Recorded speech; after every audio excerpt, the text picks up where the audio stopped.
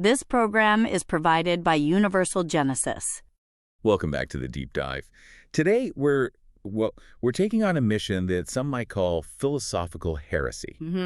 That's one way to put it. We're diving into source material that makes this incredibly bold claim that the entire story of Western philosophy, basically all of it, revolves around just three figures. Plato, Aristotle, and GWF Hegel. That's it. And it's a huge claim for any historian of ideas. If you accept this, you have to conclude that everything that happened in those 2,000 years between Aristotle and Hegel. So the Stoics, the medieval scholastics. All of them, right up to Kant. That they weren't really advancing philosophy's core ideas, but were, just translating or preserving what the Greeks laid down. So we're not saying Descartes and Kant were unimportant, but that they were just sort of tilling the soil, preparing for the final harvest. Exactly. And that brings us right to our core question for this deep dive. Was Hegel a true inventor? Did he come up with something fundamentally new? Or was his entire massive system just a reorganization of Greek thought? Did he build a new skyscraper, or did he just install a powerful self-driving engine inside the old Greek mansion? I like that. And to figure that out, our sources frame it with this kind of geometry of the three minds. Right. So let's start with Plato. He's called the vertical thinker. Why? Well, for Plato, truth is always up. It's transcendent. You're always on a journey, an ascent, climbing out of the cave toward the fixed, eternal ideas. Okay, a vertical climb. Then his student, Aristotle, comes along and flips it. He's the horizontal thinker. He absolutely flips it. Aristotle brings truth down to earth. He's all about constructing order in the world right here and now. Through logic, observation. Exactly. Through logic, classifying what's in front of us. He's building these comprehensive shelves to categorize reality. It's all horizontal. And then finally, Hegel arrives as the synthesis, the spiral thinker. The spiral. And that's the real innovation here. It takes Plato's vertical ambition that climbed toward the absolute. And it combines it with Aristotle's horizontal system building. It does. But it powers that integration with something new. A constant internal historical movement. The dialectic. Okay, let's unpack this. We're going to use Hegel's magnum opus, the Encyclopedia of the Philosophical Sciences, as our blueprint and literally compare it, piece by piece, to the Greeks. And this is where the alignment gets, well, a little bit uncanny. So let's start with the big picture. The core thesis here is that Hegel's whole framework logic, then nature, then spirit, is just a modern reboot of Aristotle's curriculum. Wow. How close is that comparison, really? It's shockingly precise. Think about how Aristotle actually taught his students. You'd start with the tools of reason, the organon, which is his work on logic. Right. First, learn how to think. Then you move outward. You study the natural world with physics and de anima, which is about life, the soul, and only then, at the end, do you tackle the big stuff, ethics, politics, and metaphysics. And Hegel's encyclopedia follows that exact path. To a T, logic first, then nature physics, biology, then spirit mind, society, absolute knowledge. The container is identical. So the innovation isn't the container, it's not the structure. No, it's the principle of movement he puts inside it. He basically swapped out the static Greek map for a self-updating GPS system. Okay, let's talk about that movement, because that's where his originality has to be.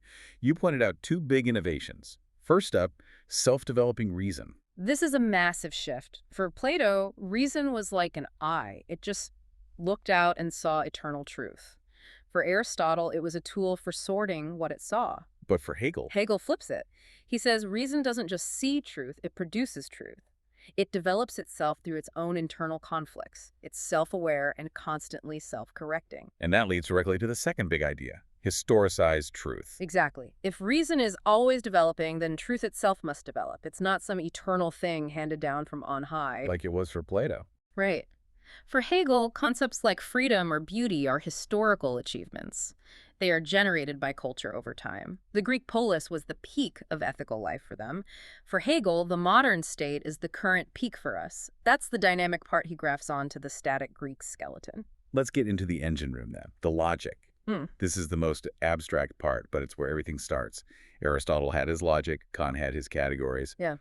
What did Hegel actually add? He added a dimension. Think of Aristotle and Kant as providing flat tables of categories, lists. The static classifications of what's Yes, exactly. Here are 10 ways to describe being. Here are 12 ways the mind structures reality. They're useful, but they're fixed. Hegel takes that flat table and turns it into a dynamic, ascending spiral staircase. And how does he do that? What's the mechanism? The mechanism is negativity. That's the engine. It forces concepts to move. He says these static categories are actually unstable.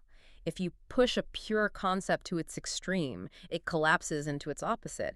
And that very collapse, that contradiction, generates a new, higher concept. Okay, walk us through that famous opening move. Sure. He starts with the purest concept imaginable. Being, Sein. Just pure, indeterminate existence. But think about it. What can you say about pure being with no qualities? Nothing. Exactly. It's indistinguishable from its opposite. Nothing. That's pure being and pure nothing are, in that moment, logically identical. And the instant you see that, the tension between them generates a third, richer idea, becoming Werden. Wow, so the category being isn't fixed at all. It immediately moves, negates itself, and gives birth to the idea of change. And that three-step movement just keeps repeating for hundreds of pages, building the entire architecture of thought one category at a time. So that dynamic logic then fuels the whole system. As we move into the next parts of the encyclopedia, nature and spirit, you're saying the alignment with Aristotle just gets even clearer. It becomes genuinely striking. Take part 2, natural philosophy.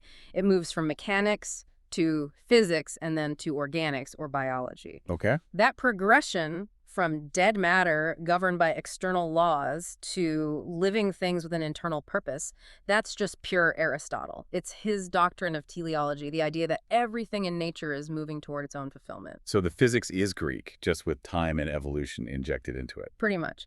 And then you get to part 3, the philosophy of spirit. This is where you'd expect the modern world to finally break that Greek mold, right? We're talking culture, politics, religion. But it doesn't. Structurally, no. Yeah. First stage is subjective spirit. It's all about the development of the individual mind, rational will, achieving virtue. What is that if not a modern version of Aristotle's Nicomachean ethics? The focus on the inner self. Exactly. Then you move from the individual to the collective. That's objective spirit. It goes from law to morality and climaxes in what he calls ethical life, Sittlichkeit. The family, society, and the state. Which is a chapter-by-chapter update of Aristotle's politics. It really is. The fundamental idea is still the Greek one. Man is a political animal, and true freedom is only realized in the institutions of the state, the polis. And at the very top, the final stage, absolute spirit. This is knowledge achieved through art, religion, and philosophy. What's the Greek parallel there? That's Aristotle's first philosophy, what we call his metaphysics. Both systems are aiming for the same final goal, the unity of thought and being. Thinking about thinking. Aristotle called it noces mysosis, thinking itself. Hegel just updates the language. For him, absolute spirit is when reason finally understands its own journey, its own history, its own necessity. The endpoint is identical, the perfect self-comprehension of thought. So the structure is profoundly Greek. But the engine is all Hegel. Let's focus on that engine, the dialectic itself. Yeah. Where did he get the parts for that? Well, the term and the spirit of it comes straight from Athens. It's Socrates' dialogue. It's that whole method of learning by asking questions, finding contradictions, and moving to a better understanding. The back and forth journey. Right. But the three-part logical form, that's from Aristotle's syllogism. Yeah. You know, universal premise, particular premise, conclusion. Hegel basically fused Socratic questioning with Aristotelian form and then made it internal. The concepts start talking to themselves. Okay, but hang on. That still feels like there's a missing piece. The move from being to nothing to becoming. Yeah. That jump from a static category to a dynamic generation feels un-Greek. It is. It's a huge leap. And that's where our source material points to a really fascinating and controversial structural analogy. Okay. The fundamental generative triad of the Chinese Ich, the Book of Changes. Tell me about that. What's the parallel?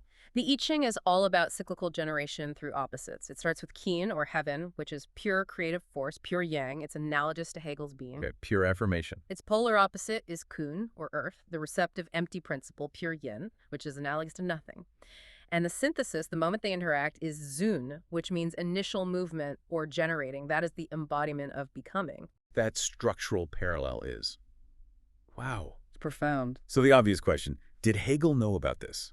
Did he just borrow it? He absolutely knew about it. And here's the paradox. Hegelian scholars confirm he explicitly criticized the I Ching in his lectures. He called it, I think, cold, contentless formality. So he knew the system, he dismissed it, but his own logic structurally mirrors its core generative move. That's the incredible suggestion, that in order to break out of static Greek thought, he may have, consciously or not, landed on a logical form for cosmic generation that had existed for millennia elsewhere. It suggests the leap wasn't an invention so much as a rediscovery of a necessary form of thought. Okay, let's try to pull this all together.